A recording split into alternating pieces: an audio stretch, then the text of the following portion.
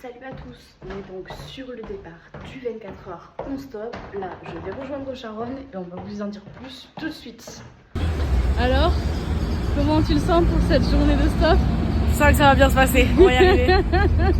Comment tu le sens? Est-ce que le désespoir commence à venir? Ouais, ça commence à arriver, ça fait même pas une heure qu'on est là. C'est juste l'emplacement, il faut chercher un bon emplacement. Ouais. Au fait, là où vous étiez, eh bien, j'étais Ouais, contraint. c'est ça. Voilà, c'est tout. Hein. C'est vrai, les gens maintenant. Bon, peut-être moi je m'arrête déjà parce que je suis prêtre. Et puis après, je suis un homme. Parce que si c'était une femme, c'est pas évident. Parce qu'il y a des problèmes de sécurité aussi. Hein. Même nous. Donc, moi, le premier, je conseille à mes sœurs, il faut surtout faire attention de ne pas prendre, on ne sait jamais qui c'est qu'on prend en stop. Hello hello, alors petite suite des aventures dans le stop. Changement de situation puisqu'on a été pris en stop de Toulouse à Blagnac, qui est super. On était dans les tambours en avance. Sauf que on a des collègues de travail qui ont absolument besoin de l'ordinateur de Sharon, donc on va être obligé de mettre le tournage en stop. Le temps de leur amener l'ordinateur et tout ça. On espère avoir le temps de refaire la fin du tournage, mais rien de sûr, donc voilà. Alors, on est actuellement à la gare pour ce deuxième jour de tournage. Sharon, comment tu le sens la journée? Beaucoup mieux que le premier en tout cas. Alors, qu'est-ce qu'on a de proposé par ici? Quelle va être notre prochaine destination? Muret, Narbonne, Paris. Bon, Paris, on a dit que les TGV, par contre, on le faisait pas parce que c'était trop chiant. Axe, Auch, Carme, Tarbes-Foix. Le numéro 2, c'est quoi le numéro 2? C'est Narbonne, donc on va faire. Attends, Baziège, Ville-Nouvelle. Ok, il part dans. midi 11. Ouais, il est midi 4, donc vas-y, faut y aller, faut acheter des billets et tout là. Où est-ce qu'on va là du coup? Escale 15, c'est ça? Escale 15. C'est parti. C'est parti pour l'aventure, écoute. Top ou flop? On va savoir. C'est ça. Alors pendant qu'on est là à galérer, il faut savoir qu'on a contacté plusieurs autostoppeurs qui sont en France et qui sont allés faire du stop à l'étranger, qui ont accepté de répondre à nos questions sur le sujet. Donc je vous laisse découvrir ça de suite. Je me présente, je m'appelle Constant Pelade, j'ai 30 ans, je suis originaire de Bretagne et depuis quelques années je fais des voyages, que ce soit à vélo, à pied, en canoë, à cheval et puis également en stop. Alors, je suis Elia Bensama, je suis française et ça fait 4 mois que je me suis installée en Suisse et je viens d'une grande famille avec laquelle on a souvent bougé, en fait. Voilà. La meilleure rencontre sur les routes, c'est difficile d'en choisir une. Je pense que c'est toutes les histoires un peu différentes. La dernière en date, c'est quand je rentrais de Slovénie jusqu'à la Bretagne en stop. J'étais à Mâcon et il y a un gars qui s'appelle Antoine qui m'a pris avec son camping-car et il m'a amené jusqu'à Tours. Donc ça fait partie de dernières histoires assez incroyables où il m'a amené sur plus de... On a fait 5 heures de route ensemble au moins et c'était vraiment trop chouette. Tout récemment, j'ai fait un massonger en Suisse jusqu'aux Deux Alpes, vraiment la station des Deux Alpes pour aller voir des amis. Et puis donc il y a d'abord une dame qui m'amène jusqu'à la douane de Genève. Et là-bas, il y a un monsieur qui... un monsieur qui me prend pour Annecy. À la base, je lui avais demandé pour Annecy parce que je devais y passer quoi, enfin c'était sur la route. Et puis en papotant avec lui, tout ça, on s'est trop bien entendu. Et puis il m'a dit qu'il allait un petit peu avant Grenoble, 30 minutes avant Grenoble.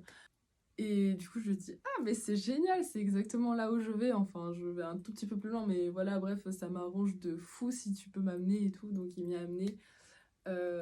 Et en arrivant quasiment à destination, y a ma pote qui me dit bah écoute, moi je peux venir te chercher s'il faut, mais à Grenoble. Parce que puis il me dit écoute, si tu veux, moi je peux te laisser un spot à 15 minutes de chez moi, on garde contact.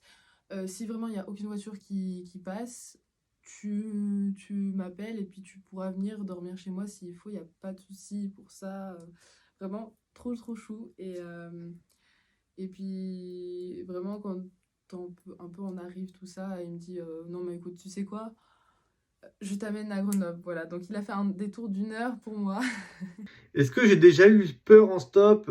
Ouais, j'ai déjà eu quelques frayeurs, notamment quand j'étais en Argentine, je remontais l'Argentine en stop Et à Tucumán, il y a des gars qui m'avaient pris, j'étais avec un pote, et ces gars-là, en fait, ils fumaient de la weed, ils prenaient de la coke dans la voiture, on était dans un vieux Kangoo, ils roulaient pleine balle à 140, 150, et nous, on était à l'arrière du Kangoo, où c'était juste un coffre, il y avait une porte qui s'ouvrait, qui tenait juste avec une corde, et je me rappelle avoir eu peur pour ma vie. Oui, une fois, c'était en sortant de Lyon. Enfin, pendant mon tour de France en stop, j'ai fait ça pendant 2 mois, tour de la France en stop. Et à ce moment-là, j'étais à un endroit un peu pas très piéton friendly, on va dire. Du coup, je me suis mis après un rond-point, mais les gens allaient vite, ils n'avaient pas forcément beaucoup de place pour s'y mettre, bref. Mais je ne pouvais pas trop bouger. Et du coup, je suis un peu rentrée dans la première voiture qui s'est arrêtée. Je le sentais pas de ouf, ce mec. Et du coup, j'étais vachement sur mes gardes. Et là, je vois qu'il commence à dire des trucs genre oui, non, mais si tu veux, tu viens chez moi, tout ça. Sauf que c'était pas un tu viens chez moi sympa ou quoi, juste qui s'inquiétait vraiment. C'était un tu viens chez moi et voilà. Et puis surtout que vraiment, on était en plein après-midi. Pourquoi faire? Pourquoi? donc déjà ça, et puis je vois que je lui avais dit une sortie, sauf qu'il loupe la sortie. Je lui dis non, mais bah du coup, prochaine alors. Il loupe la deuxième sortie. Je lui dis non, mais en fait là, stop. Tu m'arrêtes là maintenant tout de suite en fait. Je veux sortir tout de suite. Et là, oui, mais il faut que je continue. Oui, bah alors tu me laisses là. Et en fait, à la prochaine sortie, il s'est mis vraiment. Vous savez, il y a l'autoroute, il y a le sortie, il s'est mis vraiment au niveau du poteau entre les deux. Non, mais totalement taré, bref. Est-ce que c'est une pratique qui est encore en vogue, le stop? Bah, je pense qu'il y en a plus énormément. En fait, moi, je sais qu'en tant qu'automobiliste, j'aimerais prendre plus de personnes en stop. J'en rêve parfois d'amener des gens, de voir des personnes qui fassent du stop. Mais c'est très rare. Ça m'arrive d'en prendre, mais c'est très, très rare. Après, je pense qu'il y en a toujours à voyager en stop. Moi, je connais des potes qui voyagent en stop. Donc ouais, je pense que c'est encore une pratique qui existe. Le stop a-t-il changé ta vision du monde? Oui. Clairement oui. Parce que clairement, ça montre en fait à quel point il n'y a pas que des gens mauvais dans le monde, voilà, tout simplement. Non mais voilà, ça montre en fait le côté ouvert des gens. Non, mais vraiment, ça redonne foi en l'humanité, ça montre que les gens, ils peuvent s'entraider sans avoir forcément d'arrière-pensée. Ça montre que les gens peuvent avoir de l'empathie. Et franchement, je trouve ça super, super cool d'avoir pu entrevoir ça. Ça montre aussi que... Alors, moi, en tant que femme, on me disait tout le temps « Oh non, mais en tant que femme, t'as pas peur de rentrer dans des voitures d'inconnus ?» Oui, ben... Comment dire, tout s'est bien passé pour moi. Et en fait, ça a pu me montrer aussi que j'ai ma place en fait dans ce monde et je peux vivre. Est-ce que le stop a changé ma vision du monde? Je pense qu'il m'a conforté dans ma vision un peu philanthrope, où en fait je crois en l'humain. Donc je pense que partout on peut faire du stop et partout on peut être pris. Après, il y en a qui ont plus ou moins peur. Je pense que la peur, elle est plutôt dans le regard des gens quand ils voient un autostoppeur. Et ce que je peux comprendre aussi. Comment réponds-tu à ceux qui disent que le stop est trop dangereux? Il y a beaucoup de personnes, comment dire, il y a beaucoup de personnes qui doivent pour le travail ou quoi que ce soit marcher par exemple dans la rue, dans certaines rues de grandes villes et il y a des personnes qui le font tous les jours. Ça reste pas plus dangereux. Comment réponds-tu à ceux qui disent que le stop est trop dangereux?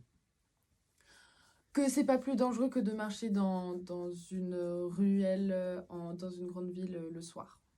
Voilà. Et est-ce que le stop c'est dangereux? Moi, en ce qui me concerne, je trouve pas. Après, on a toujours en tant qu'autostoppeur cette possibilité de refuser une voiture si jamais elle ne nous convient pas. Et si jamais on est automobiliste, c'est pareil, on peut refuser. Après, je me dis qu'à partir du moment où quelqu'un fait du stop et qu'il est là, c'est que certainement il en a fait avant, il a été pris avant. Après, voilà, c'est une question de feeling, je pense, et à chacun ses réactions et ses envies. Allez, ciao. As-tu un message pour les conducteurs qui hésitent à prendre des autostoppeurs? Bah, n'hésitez plus. J'étais en Islande à une époque et j'en ai fait un peu pour visiter l'île et tout, c'est plus pratique. Super. Ouais, ça dépend des heures aussi, les gens qui travaillent, etc. Ouais, je me dis que sur les matins, à 18h quoi. Ouais, voilà, là je pense qu'il y a plus de trafic après. Ouais, c'est ça. Hein. Ouais, moi je me suis un peu dit si je peux prendre des autostoppeurs, je le fais parce que c'est quand même une bonne chose. Ouais, c'est ça. En première route de fête, on est où là? C'est ça, on est arrivé à La Beige, donc il y a un premier autostoppeur qui est arrivé, on a fait même pas genre 3 minutes de stop, direct il nous a pris, donc on est bientôt arrivé à Toulouse. J'arrive pas à tenir encore. Nous c'est quand on s'est dit... On doit avoir une bonne tête aussi peut-être. Mais là c'est fou parce deux que... filles en plus, c'était là. Ouais. Ok, vous allez pas vous faire prendre par un vieux gars. C'est pas voiture que vous irez. Oui, moi je prendrais pas un mec en stop par exemple. En fait, on discute avec plein de gens. J'ai l'impression qu'il y a énormément de gens qui racontent qu'ils sont partis de Bretagne en Slovénie en stop et que c'est super facile. Et je sais pas si c'est le fait de faire des petites distances, mais d'un autre côté, je connais personne qui le fait sur des petites distances. Ouais. Moi j'ai une amie de la famille qui elle fait beaucoup de stop. Et en fait, elle dit le plus dur c'est le premier. Petit update sur le stop. On a été pris du coup à La Beige par une petite nana trop mignonne. Adorable, et elle nous a déposé à Toulouse vers Ramonville.